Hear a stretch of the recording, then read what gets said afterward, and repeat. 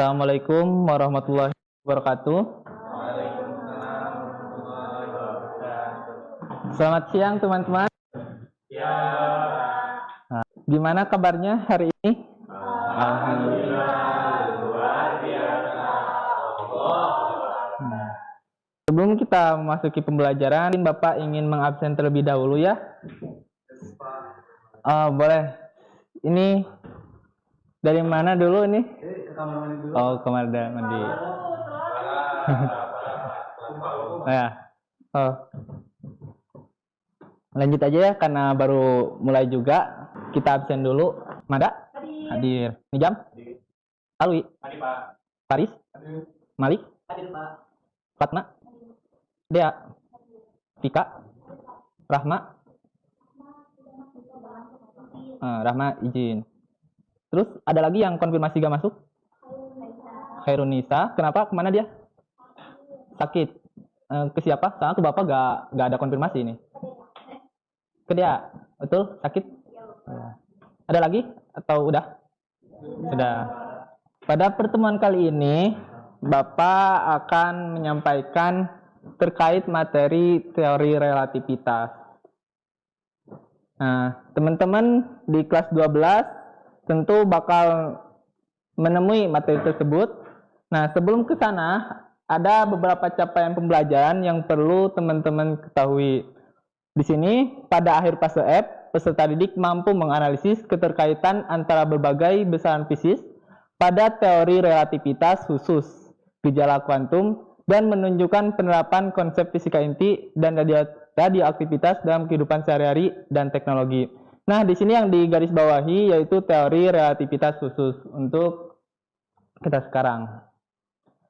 Selanjutnya, tujuan pembelajarannya. Apa sih, Pak, tujuan pembelajaran di kelas hari ini? Nah, di sini ada tujuan pembelajarannya. Peserta didik mampu menganalisis keterkaitan antara berbagai besaran fisik pada teori relativitas khusus, terutama kontraksi panjang dan dilatasi waktu, begitu. Sini jelas materi pokoknya yaitu teori relativitas khusus. Nah, sebelum itu Bapak ingin melihatkan sebuah fenomena. Nah, pernahkah teman-teman mengalami ketika di dalam kereta merasa kereta yang kita lihatlah yang bergerak? Coba lihat sekali lagi. Yang dia tumpangi juga kereta ya, terus yang dia lihat juga kereta. Di sini menurut teman-teman, manakah yang bergerak? Apakah yang ditumpanginya atau yang dia lihatnya, yang di depannya? Anak yang dalam kereta, Pak. Malik, anak yang di dalam kereta yang bergerak. Yang lain? Kereta yang di luar, Pak. Paris, kereta yang di luar. Mada? Yang di luar. Yang di luar ada berapa orang? 1, 2, 3, 4.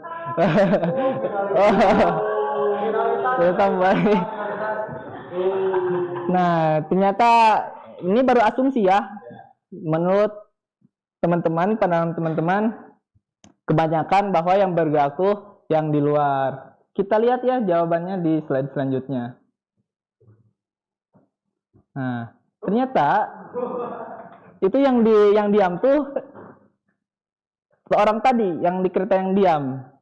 Dan yang bergerak tuh yang dia lihat. Berarti yang benar ternyata yang di luar. Pada kasus ini ada beberapa istilah-istilah pada relativitas tuh. Pertama ada gerak relatif, kejadian, pengamat, dan kerangka acuan. Teman-teman gak asing sih dengan istilah-istilah ini. Ada yang tahu apa itu gerak relatif? Ada yang mau ngacungkan tangan?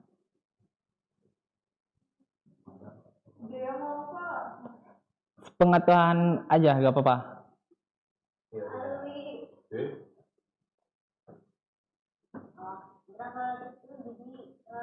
Gerakannya itu tergantung siapa yang meninjaunya, itu tergantung acuannya itu apa. Tergantung sudut pandang ya.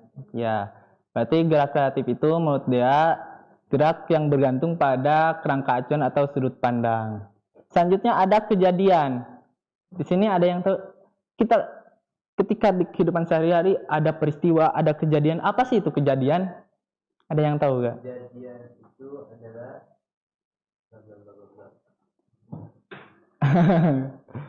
Gak apa-apa, secara singkat aja kejadian tuh apa sih? Kejadian itu hal yang kita alami atau yang terjadi di kita. Ya, bisa jadi kejadian menurut Mada. Menurut yang lain ada yang tahu apa itu kejadian? Nijam? Ada yang mau menanggapi lagi? Katanya Awi mau nanggapi Pak. Oh. Jawab Pak. Siapa ini? Pika, boleh. Malik. Kata Malik Awi. Yo, Alwi. Apa Pak? Kejadian, apa itu kejadian? Fenomena Pak. Ya, fenomena. Ya, betul fenomena sih, gak salah. Tapi fenomena apa sih? Apa sih? Sesuatu yang terjadi di kehidupan kita Pak. Dan Ya. itu melibatkan kitanya juga. Ya, bisa itu mendekati. Melibatkan manusia Pak. Mendekati. Tapi ada besaran-besaran yang terlibat dalam kejadian ini. Apa itu waktu? Betul, waktu. Selain waktu apa lagi? Tempat bukan besaran. Tempat besaran. Besaran apa itu? Aduh.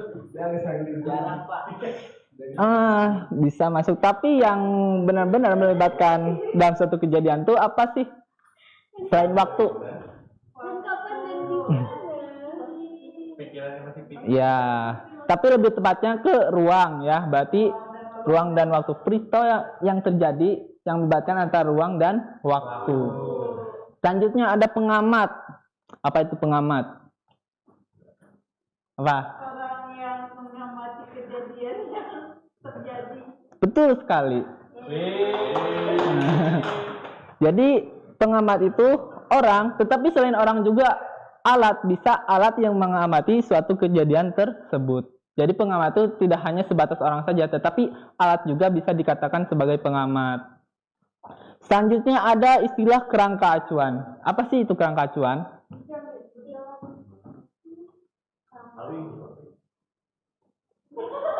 Mada sangat aktif banget ya. Gimana Mada? Apa ya kerangka apa? Yang mengacu aja.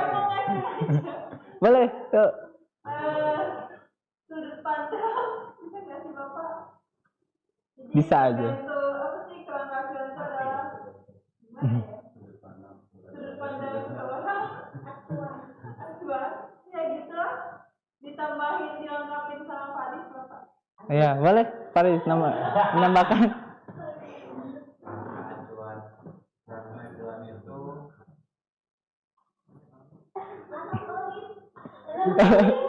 Ya ini ada anak olimpiade nih.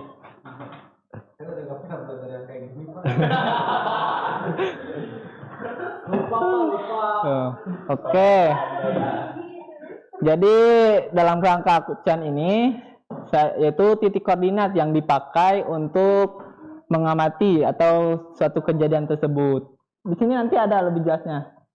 Nih, teman-teman, tuh gerak relatif itu apa? Gerak yang kedudukannya bergantung terhadap suatu kerangka acuan. Selanjutnya tuh, ya, di sini yang dipakai koordinat kartesian ya, x, y, z. Kenapa? Ya, itu yang mudah. Karena kalau udah koordinat polar yang gitu, itu udah benar-benar susah untuk siswa-siswa SMA kelas 12. Itu nanti di tingkat universitas. Tuh. Selanjutnya kerangka acuan, udah. Kejadian tadi udah disebutkan, suatu peristiwa, betul kata Alwi, tetapi melibatkan ruang dan waktu tertentu. Pengamat, tadi menurut Mahda, seseorang yang mengamati suatu kejadian. Di sini pengamat selain juga seseorang, tapi juga alat. Contohnya kamera bisa jadikan mengamati suatu kejadian gitu. Selanjutnya di sini ada sebuah contoh ya, kerangka yang bergerak dengan kecepatan konstan dan kerangka yang diam. Mula-mulanya seperti ini ya. Yang kerangka bergerak dilihat dari mereka yang di depan dan yang kerangka diam begini. Gimana sih kelanjutannya? Kita lihat. Ketika gerak relatif, kerangka yang bergerak tuh dia membentuk grafik ya atau parabola, berbentuk parabola. Kenapa demikian? Tadi akibat dari, ada yang tahu kenapa bisa? Nah, betul, akibat dari kerangka acuan sehingga bendanya kelihatan seperti gerak parabola. Nah, sebelum berangkat ke dampaknya, kita perlu tahu transformasi Galileo. Kita kembali lagi ke masa lalu terkait Newton. Apa sih itu transformasi? Di sini ada yang mau membacakan? Tadi yang belum ngacung, yang belum Yang belum bersuara, ya. Ini Pak Fatma. Ya, suara emasnya keluarin, suara emasnya. Transformasi yaitu hubungan antara dua buah sistem yang relatif bergerak dengan kecepatan tetap satu terhadap yang lain. Ya, betul sekali. Berarti transformasi adalah hubungan antara dua buah sistem yang relatif bergerak dengan kecepatan tetap satu terhadap yang lainnya. Pada transformasi Galileo, teman-teman bisa lihat ya, di sini ada dua kerangka acuan S dan kerangka acuan S aksen. Di mana ditransformasikan ketika X aksen, jarak dari S ini, X aksen, yaitu X dikurangi dengan Vt. Vt itu sebagai kecepatan. Jarak. Nah, X-nya sebagai posisi, Vt-nya sebagai jarak. Nih, di sini ada D. Di sini sebagai jarak antara S ke S aksen. Untuk Y-nya sendiri, Y aksen sama dengan Y, dan Z aksen sama dengan Z, dan T aksen sama dengan T. Mengapa demikian? Karena T-nya itu bergeraknya Betul sekali kata Pika, karena dari bendanya sendiri dia bergerak ke daerah horizontal di garis X saja, sehingga yang memiliki transformasi atau perubahan hanya di X-nya saja. Betul sekali. Nah, ini untuk turunannya. Ketahui pada kecepatan cahaya bahwa benda itu tidak ada yang melebihi kecepatan cahaya. Betul atau tidak? Nah, di sini kita bisa melihat bukan kesalahan ya, berarti sesuatu yang tidak normal ketika ditransformasi Galileo, ketika kecepatan cahaya ditambahkan dengan V, kecepatan benda, maka kecepatannya melebihi kecepatan cahaya. Nah, dari sinilah hal itu berarti UX lebih besar daripada kecepatan cahaya. Ini bertentangan dengan fakta bahwa cepat lambat cahaya di ruang hampa adalah kecepatan objek besar. Hukum penjumlahan kecepatan Galilean memiliki keterbatasan. Di sini sehingga transformasi Galileo itu tidak berfungsi pada relativitas khusus. Nah, maka dari itu apa sih untuk relativitas khusus untuk penerjemahannya? Yaitu dengan adanya transformasi Lorentz. Tadi betul, transformasi itu hubungan. Tadi ya. Sebelum ke transformasi Lorentz, ada yang namanya istilahnya tuh postulat. Kenapa sih ada postulat? Karena yang mendasari relativitas khusus itu yaitu postulat Einstein. Di sini ada yang membacakan nggak postulat satunya?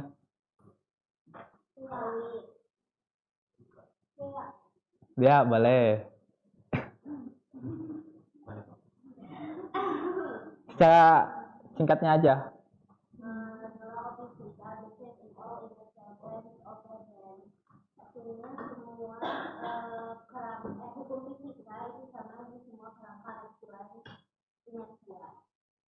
Betul.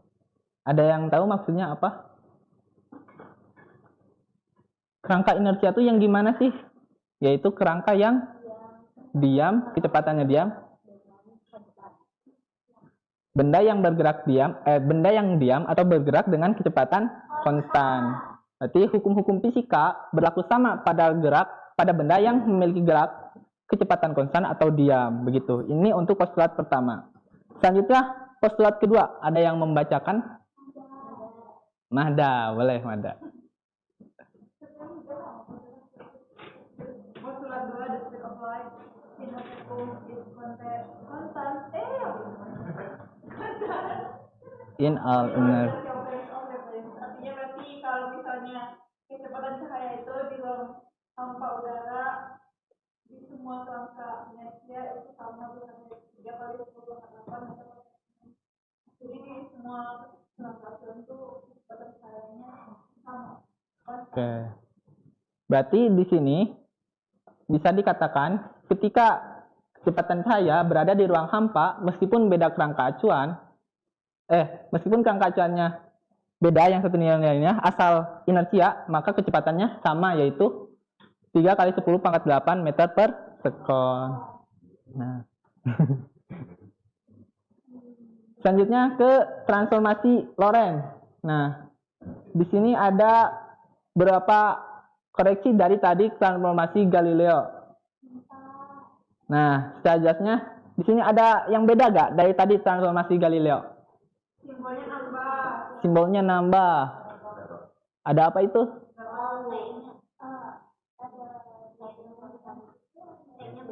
Nah, dari variabel waktunya beda, betul. Selain itu Ada C. ada C sebagai kecepatan cahaya. Terus Ada Y. Y-nya ada 2, Pak. Y-nya 2. ini C. Ya ada gamma. Apa sih? Di sini gamma sebagai apa sih? Faktor Lorentz, ya. Nah. Nih. Nah, kelihatan nggak? Aduh. Nah, gamma sendiri adalah 1 per akar 1 dikurangi kecepatan dikuadratkan per kecepatan cahaya dikuadratkan. Ini untuk transformasi Lorentz-nya ya. Berarti secara digarisbawahi perbedaannya antara Galileo dan Lorentz terdapat pada T-nya. Begitu. Nah, di sini ada akibat dari tadi postulat Einstein dan transformasi Lorentz. Yaitu salah satunya ada dilatasi waktu. Di sini ada yang mau membacakan? Boleh. So, Tika.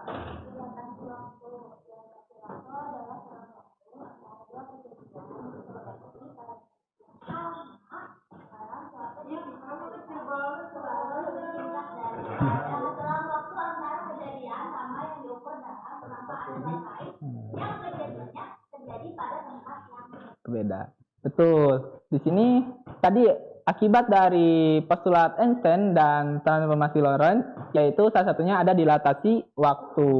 Selain dilatasi waktu juga ada kontraksi panjang. Di sini ada yang mau membacakan? Ada lagi, boleh.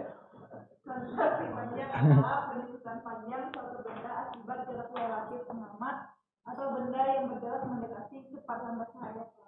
Oke, betul sekali. Nah, karena tadi udah ya terkait kontraksi panjang dan dilatasi waktu juga. Nah, sekarang teman-teman akan melakukan kerja kelompok ya. Udah pada siap ini? Belum. Siap ya. Nah, mau dibagi oleh saya atau teman-teman sendiri, milih? Milih, Pak. Milih. Sama malu soalnya.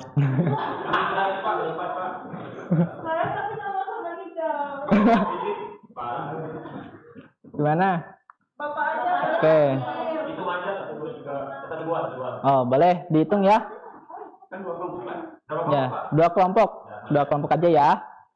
Boleh dihitung dari sebelah kiri. 1, 2, 1.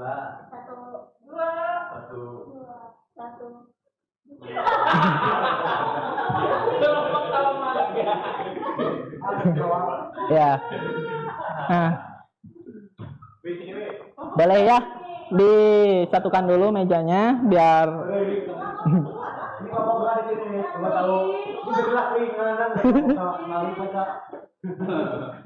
ya, boleh. Boleh 1 di sini, 2 di sini. Yuk, mejanya berarti di satu dulu.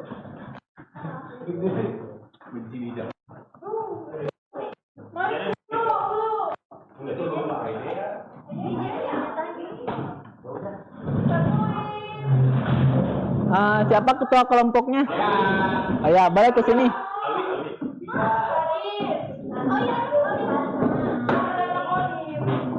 Boleh ke sini dulu ya ketua kelompoknya untuk mengambil lembar kerja.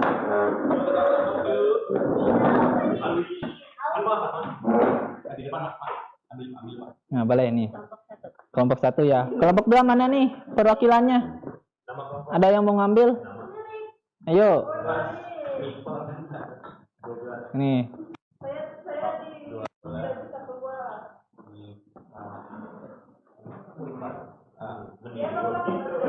Nama pindahan dan Asep Japlu. Asep. Waalaikumsalam. Ini siapa ini? Silmi, kemana aja Silmi? Oh, mogok. Ya, boleh masuk yuk. Ini gabung aja langsung mau ke tim mana ini? Oke. Mari kamu ke sana aja. Lain kali ya, jangan telat lagi ya Silmi ya. Iya, Bapak. Ya. Nah, tadi harusnya konfirmasi ya sebelumnya biar Bapak tahu kenapa-napanya. Iya, sok.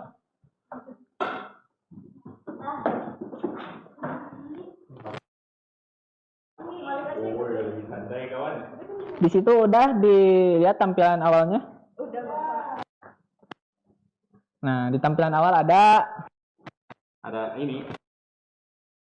ya kapal tampilan pertama. Tampilan kedua, boleh dibaca-baca dulu ya sama teman-teman terkait orientasi pada masalahnya.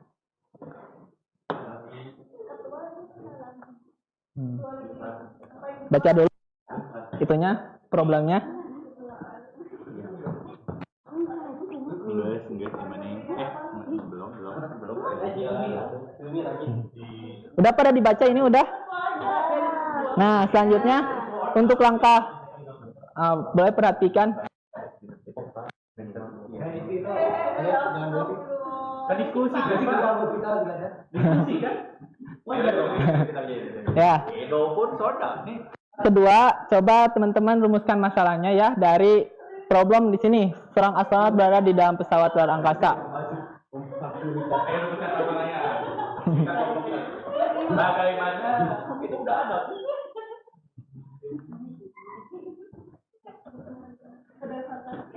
Ya, Malik ini sedang apa?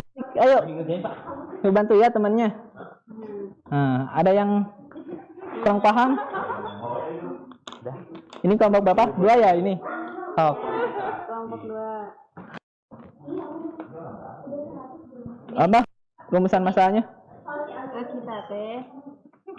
Nah, gimana? Ketua? Mana ya? Bagaimana dirasa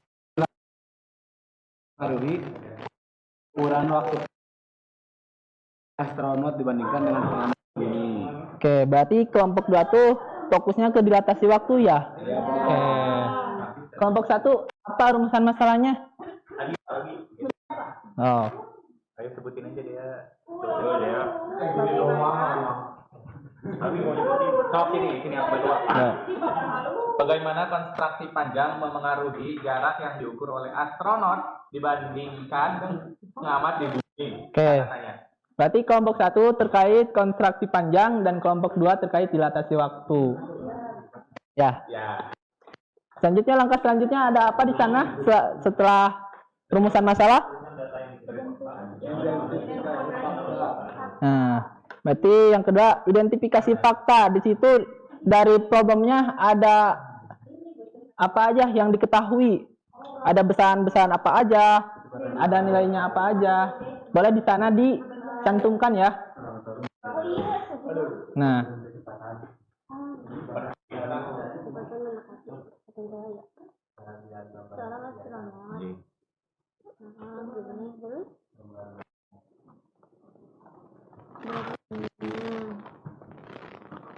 Ini bintang 4 tahun. Pak, maaf Pak. Enggak ini Pak mau nyari dari panjang. dilatasi waktu atau ya dilatasi waktu kalau dilatasi. Ini tuh yang ini banget ya. Tuh, Nah, ini sebagai apa 0,9 C itu? Kecepatan cahaya. Ini lihat. Besarnya Bener. cahaya yang astronot ya. Berarti kecepatan astronot, berarti V sebagai V ini.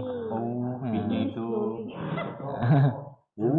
Jangan terkecoh dengan itu dengan simbol C. Kecepatannya segini. Nah, berarti 90% kecepatan cahaya karena 0,9. Ini udah yang diketahuinya apa aja di sana daripada astronot Pak. Ya, selanjutnya ada lagi. Ada jarak dari bumi ke bintang. Ya, betul.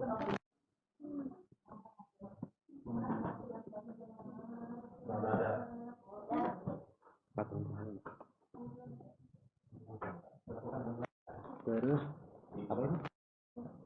Waktu waktu.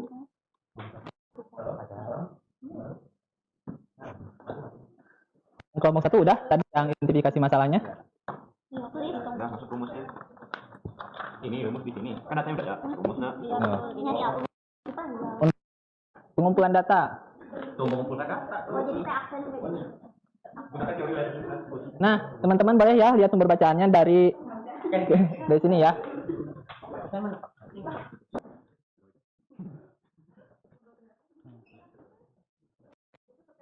Perhatikan ya untuk sumber bacaannya. Tadi kan setelah identifikasi masalah ada apa?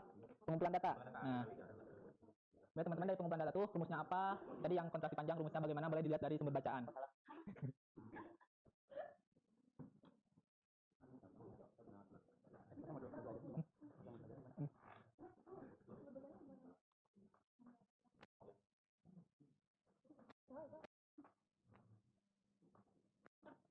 Yang pengumpulan data itu rumusnya aja. Biar dapat.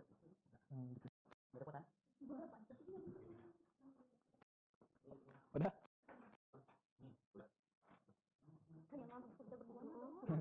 Udah, dikasih belum rumusnya apa? Tadi terkait waktu ya. Itu mah kontraksi panjang kalau L. Ini teknologi. Start 1,2. Oke.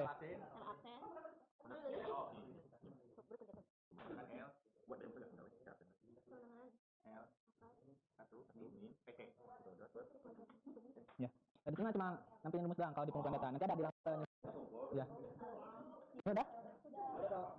Yang ketiga, analisis masalah. Tuh, perhitungan berikut. Langsung ke bisa diturunkan perumusannya dan masukkan nilai-nilainya ya.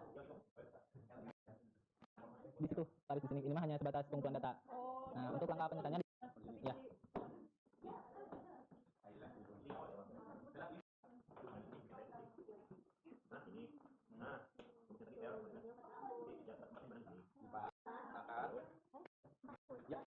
L itu satu rumus. Ya, sama sama dia berubah. Apa rumusnya? Itu dari tadi. Ya,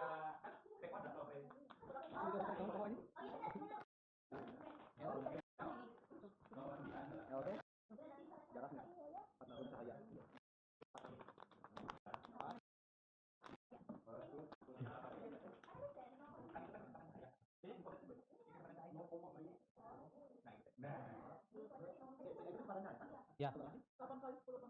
3 kali. Ya, betul sekali.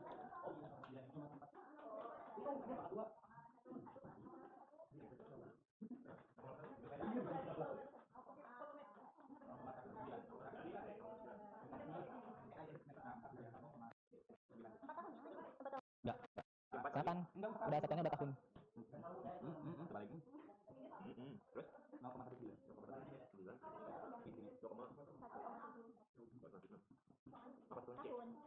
Ya. Sudah. Ada lagi, Uy. Ini udah.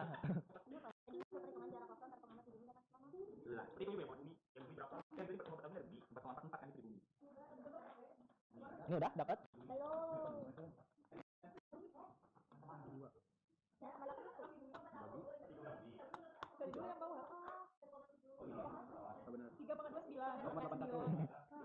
Coba bantu Malik. Hitungannya.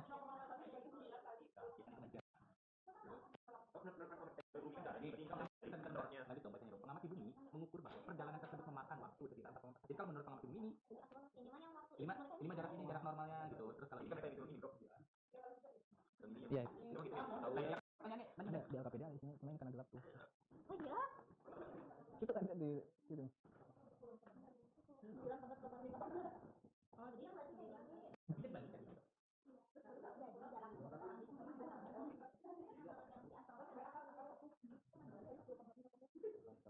Ada kendala?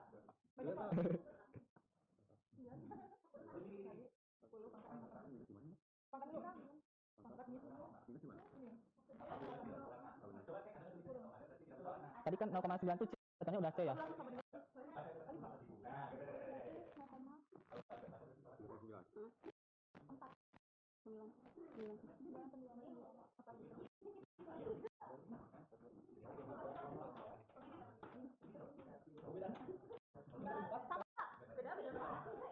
Nah, nih akhirnya karena di sini satuannya yang kecepatan tuh C, di bawah udah pasti C, 0,9 C, dan di bawah tuh udah pasti 1 C kan, karena kecepatan cahaya. Berarti 0,9 per 1 harusnya. Nah, tinggal nanti C-nya yang dicoret, C per C-nya yang dicoret. Soalnya kan udah di itunya dirubah, udah di kecepatan cahaya.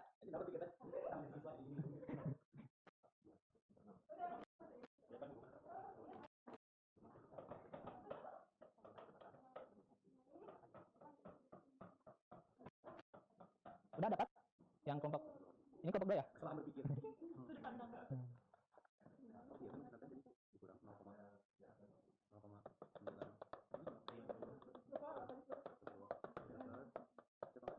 Hmm. Udah berarti 4 akar.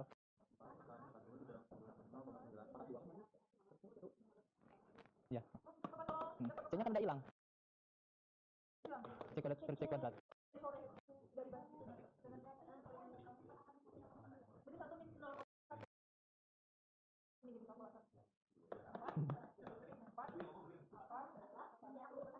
Ini kelompok 1 sampai mana? Udah dapat kesimpulannya? Nanti dipresentasikannya ke depannya. Semuanya dapat nilai, saya ada penilaian juga ya nanti. Nah,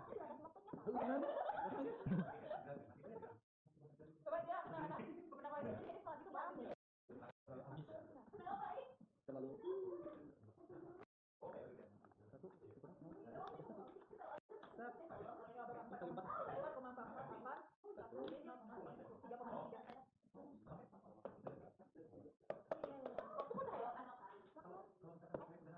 tahun.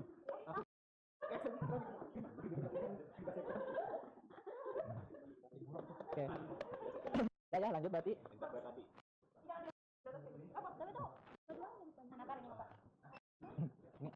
Ini ininya gimana tuh? Di itu di. Ya, beli besok lagi. Siap. Siap. Udah. Tuh, cepat kelompok 2. Satu udah.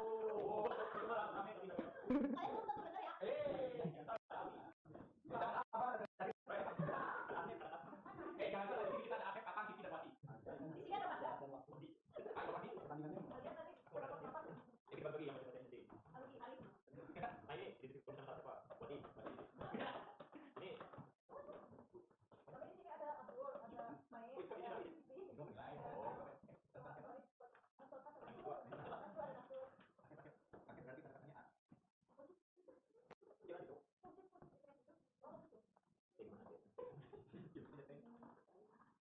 Yuk, kelompok 1. Kelompok 2. Aduh, yang keduanya lama Pak. Yuk bantu, makanya bantu sama teman-temannya. Ya, lanjut. ini udah kecepatan pesawat ya? Nggak tahu Jangan hubungan dengan perubahan itu.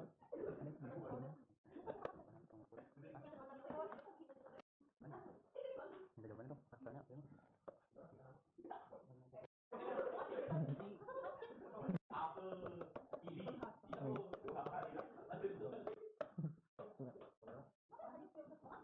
Yuk.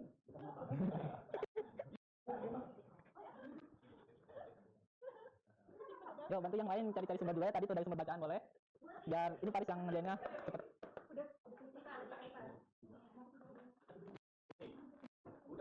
Boleh lihat ya, Bapak? Boleh, Pak. Lihat. Moderator halaman 2, 3, 4 dah. Benar nggak Pak? Ya. Benar dong. Dikuadratkan. Udah. Di sini dikuadratkan jadi udah.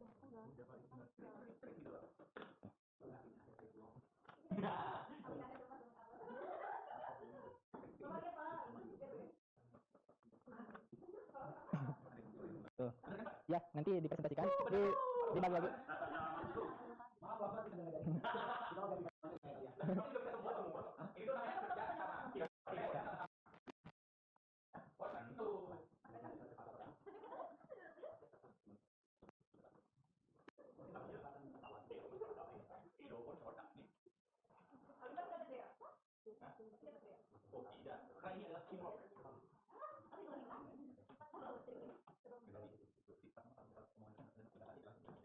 Udah?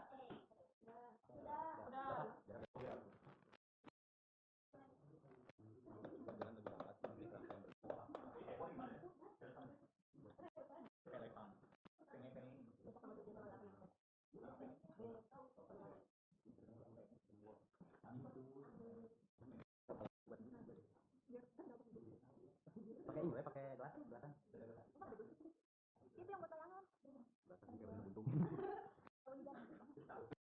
Udah. Itu refleksi dan kesimpulannya? Dari tadi biar ada kesimpulan. Oke.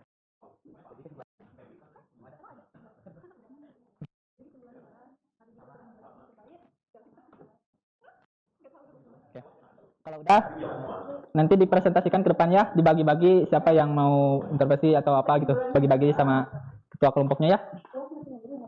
Boleh diperhatikan lagi teman-teman ke depannya. Halo. Halo. Nah, kelompok 2 udah beres? Nah, sekarang presentasi ya. Siapa dulu yang mau presentasi ke depan hasil? Oh, boleh. Yuk.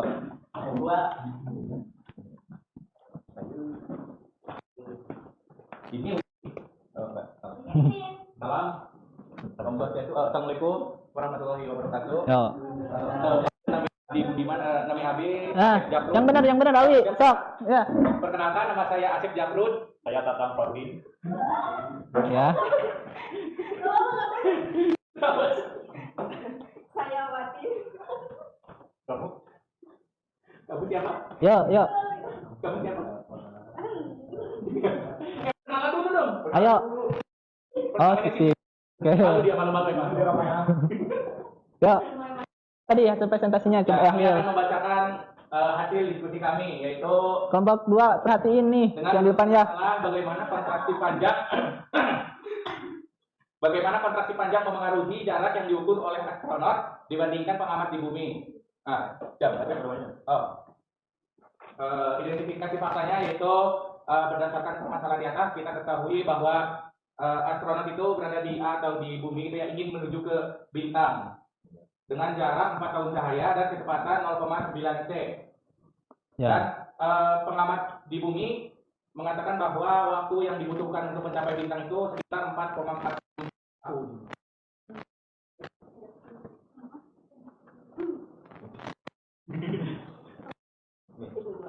Kontakan dulu. Terus selanjutnya ada pengumpulan data di mana menggunakan relativitas khusus untuk menjelaskan rumusan masalah. Kita membahas konstruksi panjang yaitu rumus yang dibentuk L sama dengan akar 1 C kuadrat per C kuadrat. Oke, selanjutnya. Akan rumus yang telah disebutkan bahwasanya L absen itu sama dengan 1,75 tahun cahaya. Kemudian jarak menurut pengamat astronot dari tahun cahaya.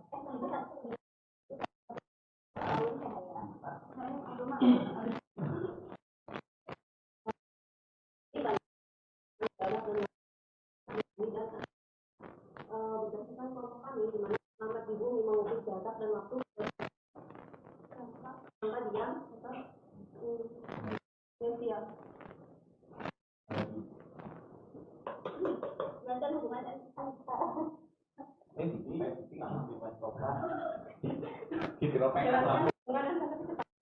perubahan pengukuran. Nah, di sini kecepatan yang dapat kecepatan cahaya lintas pada jarak dan waktu.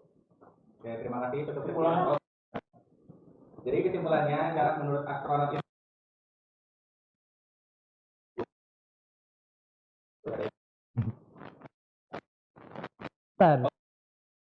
Oh, 2 ada yang mau ditanyakan?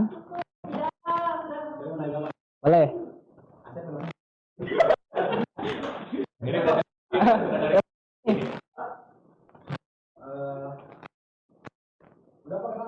Cukup. Beneran? Oke. Tepuk tangan untuk kelompok.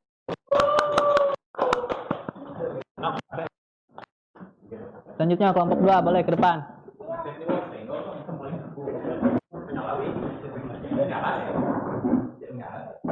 Yuk.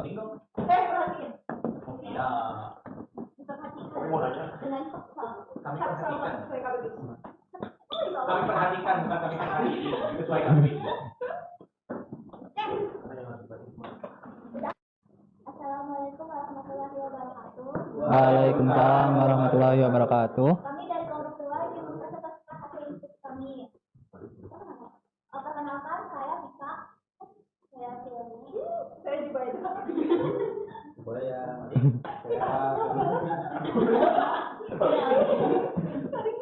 Ya, Dia menyala nih. Kami kan. ayo cepat yuk. Lanjut untuk rumusan masalah kami yaitu kita fokus ke dilatasi waktu. Mengenai bagaimana dilatasi waktu mempengaruhi pengukuran waktu perjalanan bagi astronot dibandingkan pengamat di bumi.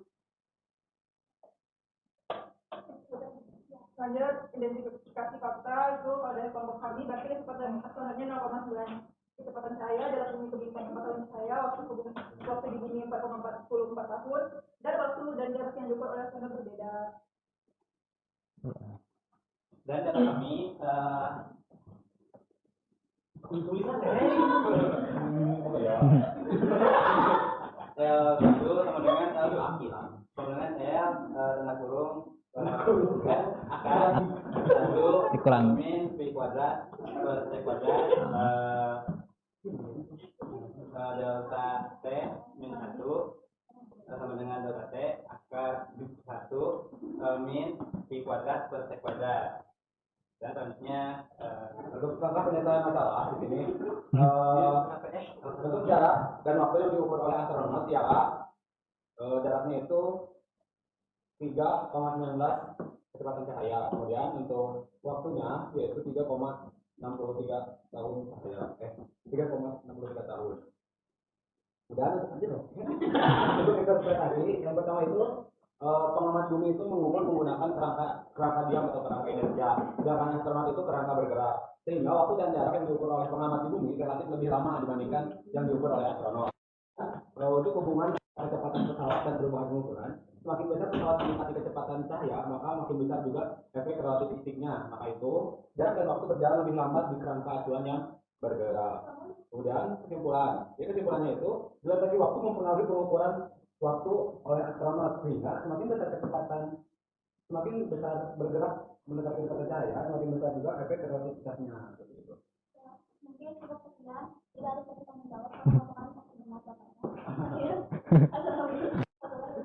Waalaikumsalam warahmatullahi wabarakatuh. Yo. Oke. Tadi udah ya teman-teman mengerjakan lembar kerja yang kelompok 1 tentang apa tadi? Kontraksi panjang. Kontraksi panjang. Yang kelompok 2 tentang Dilatasi waktu. berarti di sini yang paling ahli tentang dilatasi waktu adalah kelompok 2 dan tentang kontraksi panjang yang paling ahli itu kelompok ya. Kelompok 1. Kelompok karena ada habis, Pak. Oke, karena ya, tolong perhatikan ya. Karena waktu udah mau selesai, untuk pertemuan berikutnya, karena di sini dampaknya baru dilatasi waktu dan kontraksi panjang, untuk pertemuan berikutnya teman-teman coba cari dan rangkum terkait massa relativistik, kemudian energi relativistik dan momentum relativistik. Nanti sebelum kita belajar dikumpulkan ya ke Bapak nanti ya untuk pertemuan berikutnya. Untuk itu sekarang boleh teman-teman beres-beres dulu, rapikan lagi.